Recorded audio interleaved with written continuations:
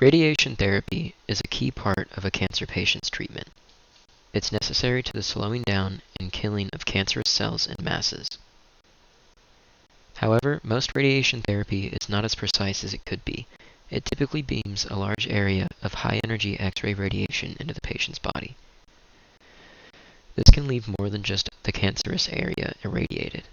Today, I am here to share my knowledge of the Gamma Knife, a radiation machine that performs a type of brain surgery that doesn't involve any type of incision into the patient's body and helps to minimize the exposure of radiation to their body.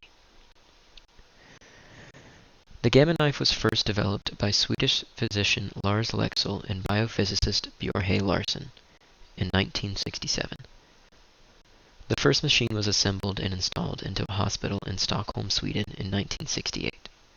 Since then, improvement has never ceased. You can see the difference between one of the very first Gamma Knife machines developed in the late 60s in the top left image, versus the image in the center that is a modern-day machine made this decade. The Gamma Knife is a specialized type of radiation machine. It performs stereotactic radiosurgery, or surgery that uses focused beams of gamma radiation to treat a patient. The Gamma Knife is primarily used to treat brain tumors, as well as arteriovenous malformations, which is when blood vessels tangle and cause irregular connections between veins and arteries. The Gamma Knife machine creates a fine beam of radiation for treatment by focusing multiple rays of gamma radiation that converge onto the patient's head, which is kept still by attaching a frame onto it. It can take as little as 20 minutes to perform the procedure, but for more complicated cases, it can take upwards of 4 hours. You can see on the image in the very bottom left a patient who has the head frame attached to them. It has a solid metal brace that goes around the whole base of the skull and has metal rods which stick up from the front of it.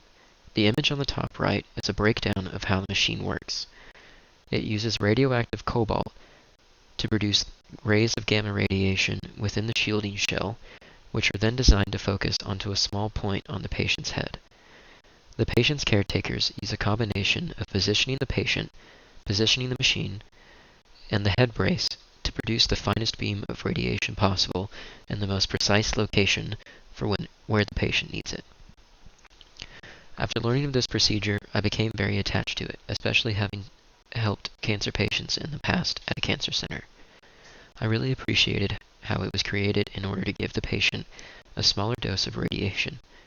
Traditional radiation therapy and other forms of radiosurgery are not able to produce the same fine beam of radiation, causing the patient to receive a lot more than they were supposed to, which affects healthy tissue in the area that does not require it to be irradiated at all. However, the Gamma Knife uses a smaller dose by using a finer beam, thus helping the patient not have as harsh of a recovery and has a smaller chance of adverse effects from multiple doses of radiation.